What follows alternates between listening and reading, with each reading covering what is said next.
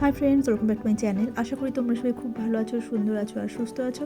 তো এটা হচ্ছে একটা আমার সানডের ব্লগ। আর আজকে আমি খুব সকাল সকাল উঠে পড়েছি, কারণ শাশুড়িমা একটু অসুস্থ। আর সানডের দিন প্রচুর কাজ থাকে, তাই সমস্ত কাজকর্ম করে কমপ্লিট করে যাব হচ্ছে মেয়েকে নাচ শেখাতে।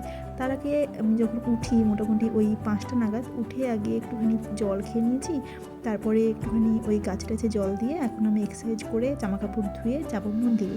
মন্দিরের কাজটাই মাই করে বেশিরভাগ, তো মার এখন শরীরটা খারাপ হলে আমিই যাচ্ছি। আর এখন তো সেরকমভাবে ফুল টুল নেই আমাদের কাছে বা বাজারে, তো বেশিরভাগ জবা ফুলটা থাকে। আর তার সঙ্গে আছে বেলপাতা, বেশি করে বেলপাতা তোলা হয়। তো এখানে সব পুজো আর্চা দিয়ে চলে এসেছি চা করার জন্য। সববার এখানে হচ্ছে চা। আমার চাটা একটু আদা দিয়ে খেতে ভালো লাগে সকালের চাটা। আর সেই হচ্ছে বুলবুলির চা, এটা হচ্ছে আমার চা। কোথায় যাবে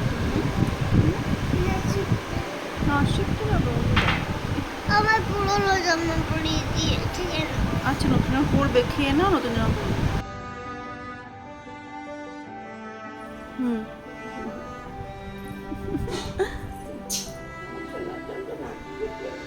এখানে নাচ শিখতে যাবে, তাই ঠাম্মির কাছে একটু আদর করে নিচ্ছে। তারপরে মনে পড়েছে যে তার সানগ্লাস পরা নেই, তাই খুব আড়িতে তাকে সানগ্লাস পরতে হবে। দেখো এখন বাড়িতে চলে এসেছি, ব্রেকফাস্ট করা হয়ে গেছে। আর আজকে হবে স্পেশাল দেশি চিকেন। অনেক দিনই আমাদের বাড়িতে চিকেন টিকেন হয়নি। আর মায়েদের জন্য ডাল আর কুমড়ো সব সবজি টবজি দিয়ে একটা তরকারি হবে।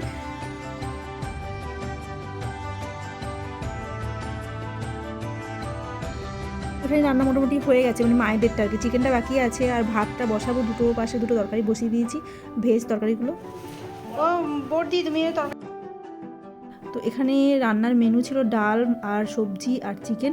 তো বড়দি আসার জন্য বড়দিকে বলছি একটু চালটাটা কেটে দাও, তারপরে তাড়াতাড়ি করে যে রান্নাগুলো হয়েছে একটু দিদিকে টেস্ট করে নিচ্ছি।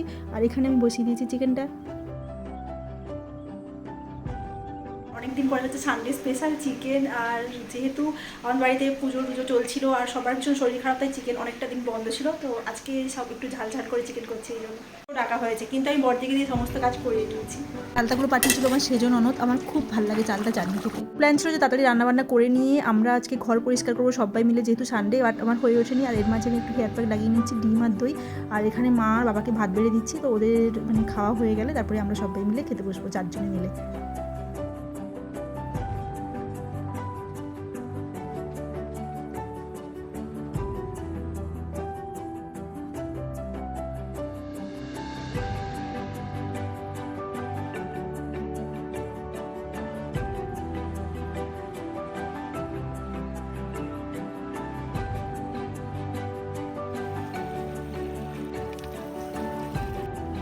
চলে এসেছি ছাদে। আর ছাদে বেশ সুন্দর লাগছে, কারণ সূর্যটা ডুবছে।